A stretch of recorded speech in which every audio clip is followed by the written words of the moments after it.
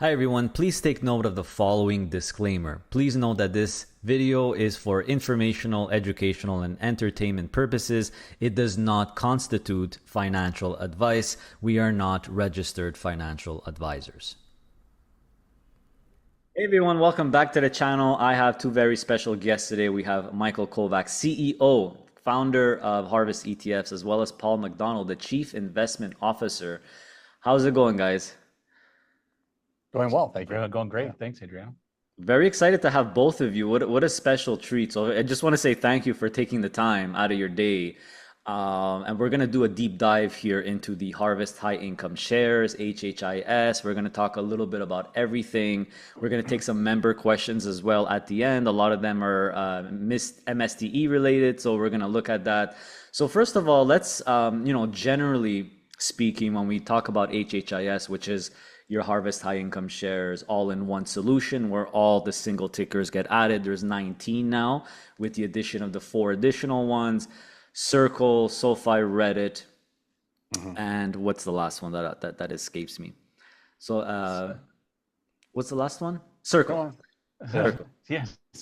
So Circle, Reddit, and Robinhood. Robinhood, that's it. Robinhood. Oh wow. That's correct. Yes. So now there's 19 stocks in there, and you see that on the website it's been updated. So let's talk about that. So HHIS composition, rebalancing. When new funds are added, how do you manage that? How do you manage the rebalancing, et cetera, et cetera?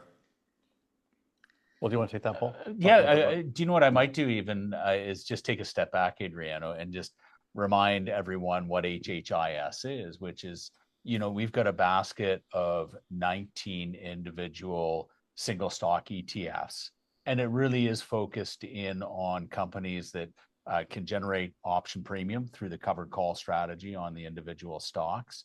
And it's focused in on really growth areas of the market. And so we've put this package together of HHIS really to give a more diversified solution that, perhaps some people want to own the individual securities. But here's a one ticket solution for people to actually buy a diversified basket of some of the higher growth names. And I'm really both of us are delighted to be here because it gives us an opportunity. We've had a little bit of volatility in the market. Some names are down a little bit more than others. The other side of the equation, though, is we've got some names that perhaps people haven't realized are up, and that's really helped smooth the ride a little bit for HHIS. And it gives us an opportunity to remind people this is how the portfolio is constructed.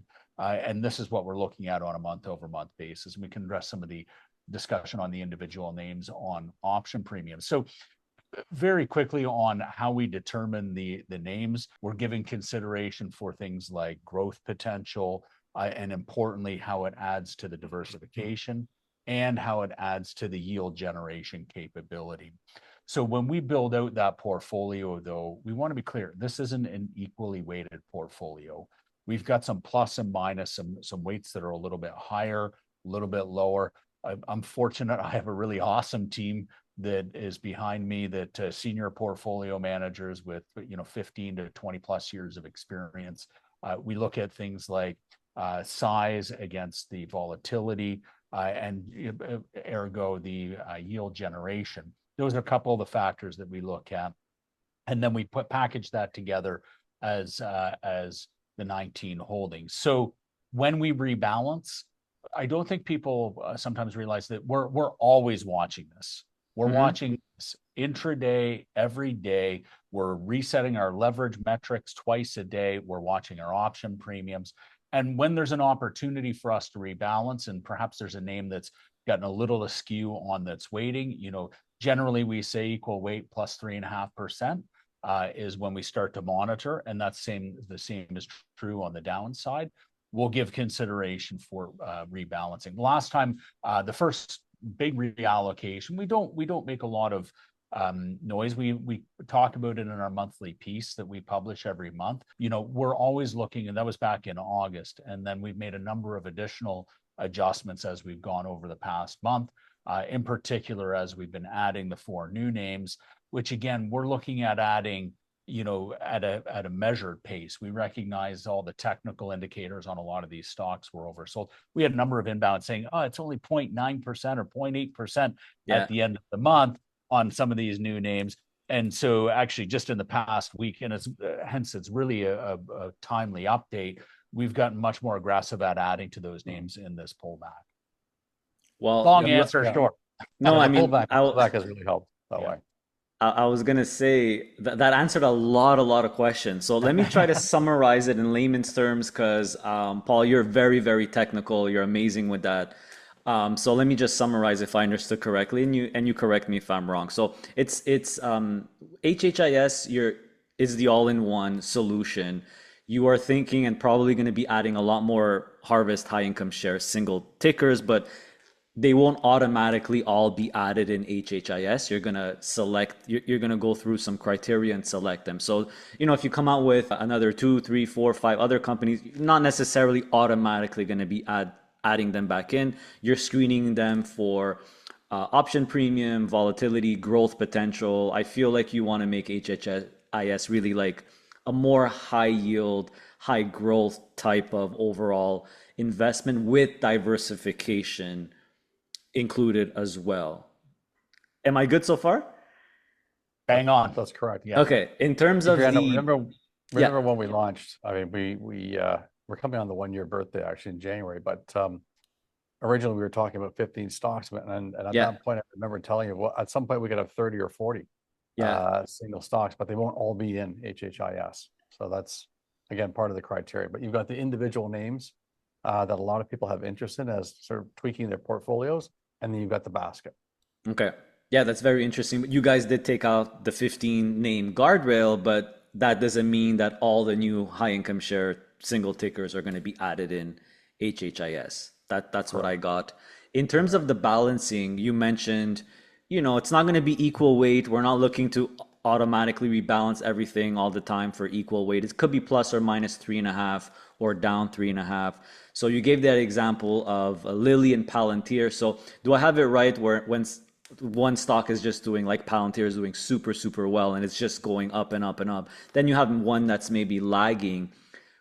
When you're talking about the rebalancing, do you mean that you would trim a little bit the Palantir, for example, and add a little bit more of the Lilly because you find that there's an opportunity there? Is that the kind of rebalancing you guys are looking at on a day-to-day basis, like you mentioned? That's right, and it's not systematic, and so a number of the companies within this portfolio we cover fundamentally, and so we own a number of them. Eli Lilly's a great example. We own in our healthcare leaders. We cover that, and so we're actually adding some of that fundamental oversight to the underlying stocks. So it's not a systematic. It hits 8% or 8.5% weight, and we're trimming it down. We believe in the old adage that you water your flowers and trim your weeds. And so if there's a fundamental reason to add, or if the technical indicators, and we look at a whole bunch of different types of analytics, if they're suggesting oversold, then we will look to reallocate. But we're also factoring in risk and size of company too. There's some other metrics that we look at that just, again, we want to have high growth, we want to have high yield, but we also want to have some diversity within there too. Yeah, I honestly, I like what I hear. I mean, to me, it sounds like you're doing opportunistic rebalancing, not just rinse and repeat systematic rebalancing. You don't have a set rule. I personally like that. It just shows you guys are on top of things. You have a very active approach, as we know Harvest does. So speaking of that, let's just maybe recap the overall. I know we've talked about it a lot in the past, but now we have both the chief investment officer as well as the CEO here. So let's quickly talk about the actual cover call strategy. So in terms of coverage for the Harvest High Income Share specifically, it's up to 50%. But Michael, we spoke about it in the past where it could be anywhere from, typically the range is 33 but max is 50. Can you just confirm that? What can you say about the cover call strategy? I know it's an active strategy. I'll speak first, but you're right. I mean, we do have a limit of 50%. I would say generally we write closer to that 33, maybe 36% right level, sometimes below that. We always want to be comfortable with the income that we're paying. We want to make sure that we've got the ability to generate that income. But if we could keep it in around that 33% level, that's where we're most comfortable. Yeah, I'll add on to that, and maybe if I get too technical, you know, Please just do. pull the plug. Give me an elbow or kick me in the shins. Yeah. So look, I can tell you this. You know, we've got amongst the most seasoned options team on the street. You know, we've got all of us, all the portfolio managers are well versed in options, and they're complicated. There's a lot of moving parts underneath the surface. So I'll zoom in a little bit here and just say every month we do publish our right levels inside our monthly. It's a separate piece on the product sheet on our website. We also add some commentary. You know, again, it tends to be a little bit generic in the sense, hey, do you know what? We trimmed up some of the Palantir ETF in favor of Lilly. Similarly, you know, as we come through this month, you'll see, you know, we were allocating more aggressively into the 4 new names that had sold off meaningfully. On the option strategy, though, really the 33% is our baseline. Okay. And so there, unlike inside our equity income ETFs that have 20 stocks like healthcare or tech or our brands funds, where we can make a decision and say, hey, do you know what? We're going to underwrite on one and go up to 33 on another, for example. We'll go 10 on one and 33, and we get to the 20% net. We don't have that option in an individual stock. We want to generate that income, but we're beholden to the yields that we can generate based on what the implied volatility is. Yeah. Now, we can go up to 50%, but our view is we'll generally run at a 33% baseline. And if we need to go up to the low 40s, for example, in order to generate that cash flow and not change the distribution, and that way you get some stability, then we'll increase the right level. So you can see month over month inside those inside our piece, it shows the right levels are up a little bit. The flip side of that is when we see we can generate more at 33 and we're reducing that right level down into the 23% range, you know, that again gives us that flexibility, write a little bit less, but still generate that cash flow. Once we realize that we can't generate above that 40%, or if there's an anomaly that we say, hey, do you know what, we don't think this is going to be achievable, then we'll adjust back down to that 33. And the same is true when it's, you know, down at the lower end of the right levels. We'll adjust back up and increase the distribution. Now, it's not a systematic, we're going to hit the button today, hey, we can generate more because this month we had a big spike in implied volatility. That's our baseline. And then we're endeavoring to look back and say, hey, is this an anomaly within the implied volatility? Let's give it an extra month before we do increase. And the same is true on the decrease. We'll often leg in to a decrease and say, hey, do you know what? We don't want to be cutting, you know, aggressively on one particular month. We think this anomaly within the implied volatility, and the same is true on the downside. So there's a bit of a smoothing process, but absolutely, it is about generating that net cash flow. And it sounds like a simple calculation, but distributions times units outstanding, you know, that's what our cash flow nut is, and how much do we need to write to generate that? And that sets the tone for, okay, do you know what? Do we need to increase or decrease the distribution on a monthly basis? And, you know, as you pointed out, we've had a few up and a few down, and that's really a function of what the market dynamics are. Mm-hmm. Yeah, we'll discuss a few examples later, but I really appreciate that great long technical answer. It really shows how much time and effort and how active the strategy really is. Before we go into a few examples, for the cover call management, we talked a lot about the coverage.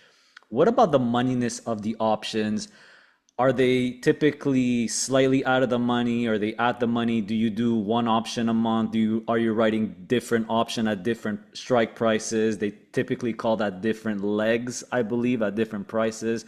What can you say, without giving all your secrets away, of course, about like the month-to-month cover call writing moneyness and how many options you actually have active on any one ETF?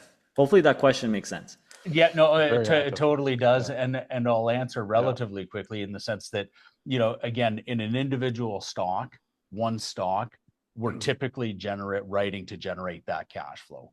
So, and it's, I don't want to say it's systematic. We put a lot of thought into the implied volatility. We're looking at the various different types of strikes. Is there any anomalies within the implied volatility? as we look out, what is the catalysts that are coming over the next 30 days. But generally, we don't have an ability to say, hey, do you know what?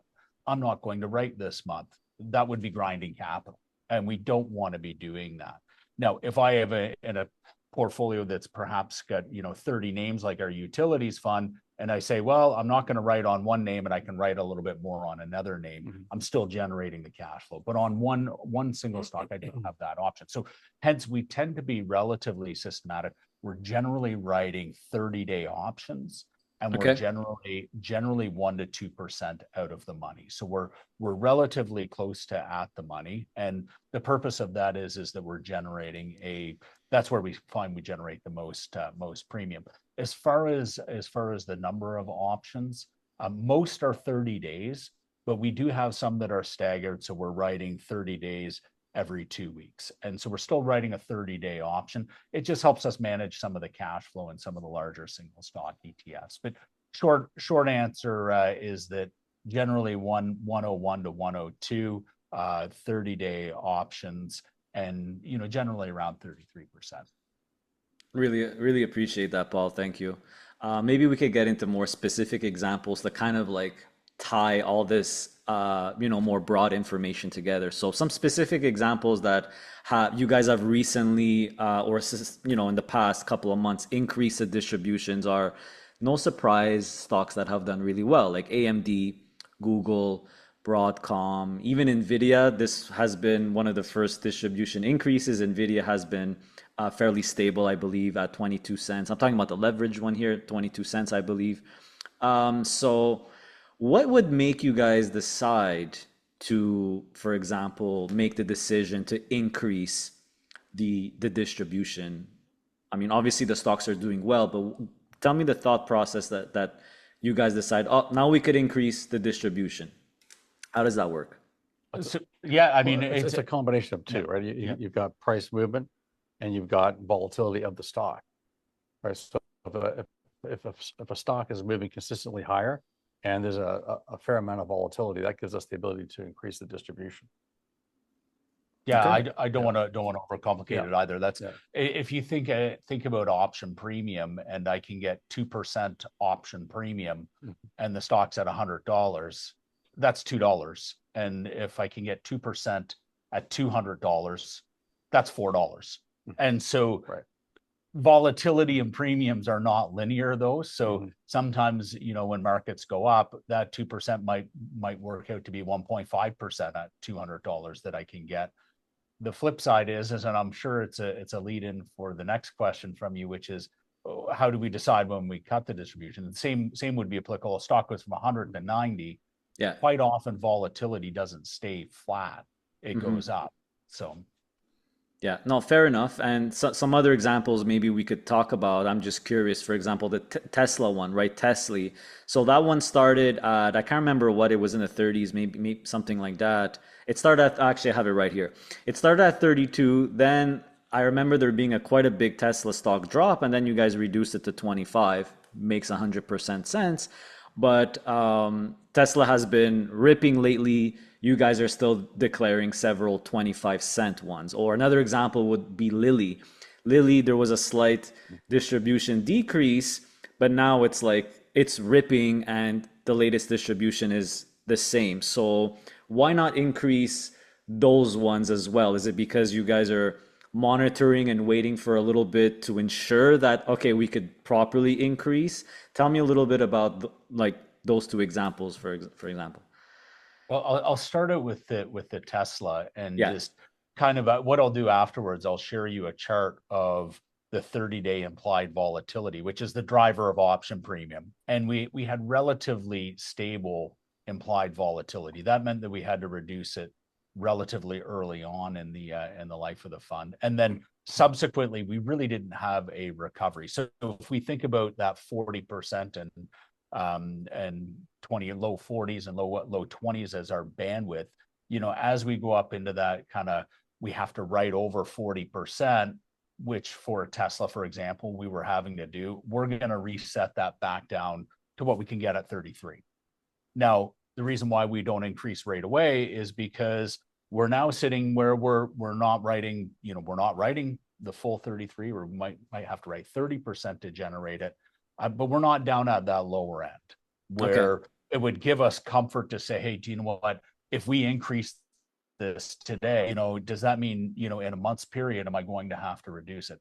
I would rather have more consistency than having to go up and down every month. And I think people value that consistency in the distribution. So there is a formula that we go through. And for clarity, I've got two portfolio managers on our single stock. They both run independent models to measure our yield capability and cash flow capabilities. And then we sit down as a group and say, okay, what can we generate? What's reasonable? Should we be increasing or should we be decreasing based on what our right levels and the then implied volatility? And again, it's not systematic in the sense, hey, I-vols are up or I-vols are down. Is this an anomaly where we can say, hey, do you know what? This isn't going to last next month because it was an earnings driven, pop in volatility? Or is this something that we can say, hey, we can comfortably increase a distribution and we think that it's going to be able to keep it for several months as opposed to increase this month, decrease this month, etc. Yeah, I think people will appreciate that. That's the answer I thought you would give, and it makes sense. I mean, Harvest is known for very reliable and consistent distributions. Obviously, they could fluctuate a little bit more on single tickers that have higher volatility, but things like HHIS, where you get the wrapper, obviously you're gonna have much less fluctuation. But sometimes you get a pleasant surprise, like we have seen with HHIS as well, a couple of slight distribution increases there. So the next question I have, and most of the member questions, you're probably not going to be surprised, are on MSTE and MSTE. So let's go through it. I'm sure a lot of people are here to see what you guys say about that. So distribution decrease, right? So MSTE, which holds MSTR. I think it started at something like 60 cents, then it went to 66, and then it, was lowered to 55, 45, I believe, and don't quote me on that. And now the latest one is 35. So run me through the distribution reduction on MSTE. Obviously, with the information you gave, it makes sense, but the volatility has spiked through the roof on that stock, but the stock really took a nosedive. So is that why you're able to sustain still such a high distribution? I mean, in my opinion, it's still very high, 35 cents. Run me through MST. I absolutely, and you're bang on there's all kinds of variables that go into option pricing, but the two biggest ones are price and volatility. And so old adage, markets take escalators up, elevators down.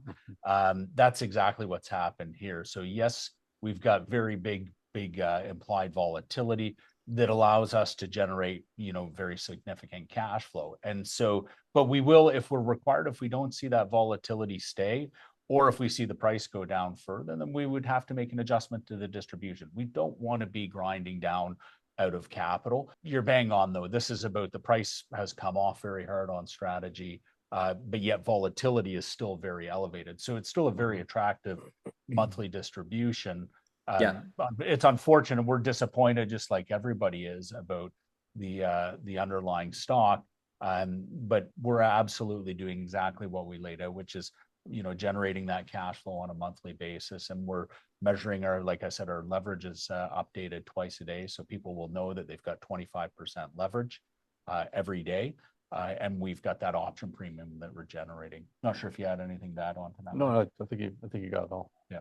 That makes perfect sense. So it's something you said that's very important. We've discussed it quite a few times as well, Michael, on other podcasts and videos, is that the two most critical factors when determining the distribution levels, the yields, is really the volatility and the stock price, right, underlying. So for example, I'll take a guess here. If, let's say, MSTR stock is not recovering that much, is staying close to the same level, but the volatility starts falling off, that would be a bad thing. That would probably mean, well, the price is not going up, the volatility is falling, we might have to reduce again. And of course, the opposite would also be true. Am I accurate in giving that general statement? Yeah, Okay. I think that's bang on. That's if we can't generate it, and again, we've got some flexibility by going up a little bit on our right levels, some flexibility to go down on a little bit on our right levels. but generally we want to be generating that cash flow. And Adriana, we saw that when MicroStrategy was rallying back in the summer, the actual vol levels were dropping on the stock. So we couldn't just continuously increase the distribution because your vol levels were actually flattening out. Makes So it works 100% both sense. ways. Yeah, and what's cool about that stock is you could see the volatility on their dashboard. It's right there at the bottom left. You have the volatility of MSTR. It's updated every 15 seconds. It's a great dashboard. I have that one bookmarked. So of course, when something drops like this, and there's a lot of FUD, there's a lot of fear. I saw a lot of comments about, and maybe rumors starting about like reverse splits and MSTE going to zero. And it shouldn't be a surprise to you that the top questions I got from my members are around this. So let's go with the top questions from the members. The first one, by far the most voted: how low can MSTE drop before you do a reverse split, and what would the distribution be at that level? Well, I would think Mr. or the underlying stock has to collapse quite a bit. I mean, you're already down 60% from the highs. We're back in the summertime. You're hitting oversold levels on that stock that you saw last time you saw was back in, I think it was December 2022 when Bitcoin collapsed at that point. So you've got to see quite a considerable drop from here, probably another 60 or 70% down from this point to really start to affect the NAV value of the fund. So that would be I think I'm right in saying that, but I think it'd be very extreme situation from this point. And to add on to that too, you know, by NAV meaning that we would have to orchestrate some sort of reverse split or something like that. But it's also the journey that it would take to get there. We do have 25% leverage. So and that does get reset, and that can compound. And I think people should understand that that is the case. We can compound with that leverage. The flip side of that is if we get a recovery, then the same will be true, that it compounds to the upside. And so there's no doubt that there's a huge amount of uncertainty right now in the stock. Now, the flip side of that uncertainty is monetizing it, which is that volatility. And so we hear a lot of inbounds around, oh, what's the index providers going to do? Personally, I think it's a mistake for them to becoming more subjective and active in their selection process. That comes from a biased perspective, of course, but from you know, perhaps it is removed from an index. And so, you know, we've talked a little bit about this in some articles that we've done, that we don't see that as the strategy of the company, but it's not immune to those sort of, I don't want to call them systemic shocks, but more, you know, I'll call them crypto or Bitcoin sensitive systemic shocks that impact the stock and its volatility. So, you know, like Michael said, you know, it'd have to be a very meaningful decline in the underlying stock from this point for us to consider any change in the strategy. And we're still executing on that monthly if I could, we talked about this before, and you can correct me, but we actually went through a similar situation with our energy fund. Oil, if anybody recalls, oil actually went negative for a while. WTI really dropped. Distributions, dividends are being slashed everywhere. Stocks got clobbered, and that fund went down to like $1.50. I think at one point it really came down a lot, and it's since recovered. It's back up over three since that time. So it's, you know, you go through these situations and these extreme events, but it doesn't necessarily mean you have to close the fund or reverse engineer it, that type of thing. Okay. Yeah, no, that makes sense to me. Next question is just around distributions in general. Will MSTE be able to sustain distributions long term? My response would be, yeah, as long as there's volatility and the stock is still there, you'll be able to generate distributions. What do you guys say about that? +1. You know, that's what I would say. I agree. I don't want to overcomplicate it. Yes, as long as there's volatility in the stock, we can write options, and we'll be generating and paying out distributions. Now, they'll be variable. You know, we hope that they're higher and we're optimistic. But you know, they are subject to, and we're subject to the volatility and the stock price that how much we can generate each month. It's very difficult. I understand it for investors when you're, in this case, invested in a stock like MSTR, because the whole thing is tied to Bitcoin. Bitcoin itself is a very volatile asset. MSTE is levered to Bitcoin, or Yeah. MSTR, I should say. And we own MSTR. We write options on it. It's, when you've got really sort of more of a singular event going on, it's very hard to sort of see the bigger picture when you're in the middle of a downturn. But I'm personally a bull on Bitcoin. I've been for a long time, and I think eventually these tides will turn. You'll see that stock move back up over time. A couple of other questions regarding MSTE. I see these comments. I'm a bit puzzled by them, but I'll ask the question and you guys could answer. If the underlying asset continues to decline and AUM falls meaningfully, is there an AUM level at which operating the fund becomes impractical? How do you assess the threshold for keeping the ETF open versus considering closing it or merging it? Take that. I'm happy to as well. Sure, go ahead. Yeah, I would just say, look, we've got history now with this fund. We've got a following. There's AUM in there, and meaningful assets. And so the last time we closed a fund, I believe we had a $6 million fund for a year thereabouts, something like that. And we just said, do you know what? Okay, it's not getting traction. There's not a lot of interest in the marketplace. So I wouldn't say we'd never do it, but I think actually that the strategy has merit. It has a lot of very interested people in the fund. We also own it within HHIS, as opposed to owning individual, people can own this in the basket within HHIS. And, despite the meaningful pressure we've seen in MSTE and MSTY, we really haven't seen that because of the other sort of balancing parts that we have kind of within that barbell within HHIS. Yeah, I mean, the fund has almost just under 300 million AUM. And you mentioned an ETF that didn't have much interest that had 6 million AUM. And what I personally noticed doing this over 10 years is that typically funds that are maybe under 10 million for a long period of time, over a year, maybe get shut down. But people need to realize, even if it gets shut down, it's not like you lose your money when that happens, right? That whatever the net asset value is being returned to you. Personally, I don't see that as a risk. When I see MST over $200 million, I don't see that. But thanks for answering the question.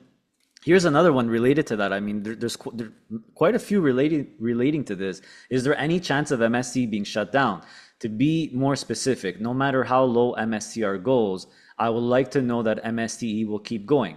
Worst case scenario would be if MST fell a lot and they closed the fund and then we missed the bounce back for 4 years. So it looks like this person still believes in MSTR, but they're worried because their exposure to MSTR is in MSTE. Should they be worried at all? Well, as Paul said earlier, I guess never say never, but really we're not looking at it as a product that has to get shut down. We certainly don't do it that way. We want to continue to run that. We think that eventually you'll see a turnaround in the underlying MSTR and Bitcoin, and that will come back up over time. So, and I don't think 4 years. You mentioned 4 years, but we're very committed to it, and we don't have any plans to close it. Awesome. I'll just throw another little nugget in there that, kind of like what you said, you've been doing this for the past decade. Michael's been in the capital markets. Yeah, we'll just say 2+, myself 2+. And, look, there's something we call the electric shock theory, that, everybody kind of knew we were looking a little bit frothy in the broader markets. And, it's kind of like when you're about to touch a light socket. You're going to get a shock. We know we're going to get some volatility. And this isn't just strategy. This is kind of in general what we've seen over the early part of November. Yet when it comes, we still get this shock. And so that shock is almost, and you can see it in people's eyes too. When you see the first 5%, and then the next 5%, people feel this. And it's ironic because on Friday of last week, we had a number of inbounds on MSTE, and kind of like the questions that you're saying, is this going to be around? Is this going to go to zero? It's not a viable fund. To me, that kind of feels like that panic moment a little bit. Like, and I'm not suggesting that people are panicked by asking the question. What I'm suggesting is it just feels like there's a lot of that negative energy that is, scared. And so it's not the first time we're going to have corrections. Strategy does have some headlines associated with it, but want to give it unequivocal. We are committed to this fund. We are executing on the option strategy. We see it as a viable company that we can generate, and an innovative company at that, that we can generate cash flows from. And, you know, between the multiple classes and various funds, as you pointed out, 300 plus million, including a core position in HHIS. You know, it's slightly lower weighting rate now. That's, but, you know, letting it drift a little bit. Not going to say anything that I shouldn't on whether or not we're adding to it. But look, we're absolutely committed to this fund, and those sort of concerns and the fear around shutting it down and et cetera, that you've had coming in, we want to quash those out of the gate. Guys, this has been a informational, educational wonder. I mean, you've dug so deep into HHIS, how it works, the call options. We talked about MSTE a lot and other tickers as well, and how it ties in. So I think the audience is really going to appreciate this. I know the fund is very, very popular for good reason, and you guys are always, always open and transparent. You know, I wish I had some of that footage where, you know, you talked about your portfolio managers and you had that nice trading room, and I met some of them. You guys are always talking and working together. I think we were so excited. Shows how good social media people we are. We forgot to take like footage of all of that. So next time, if it makes you feel better, the stuff you got to see quite often in that room doesn't get shown in public media. But I can unequivocally tell you what we do on the options side. It's amazing, even for the most sophisticated people. And, you know, we're delighted. We love what we do. I've got a great established team, and we appreciate all of your comments and your client support as well. All right, guys, always a pleasure, and we'll talk soon. Okay, thank you very much. Again. Take care. Take care.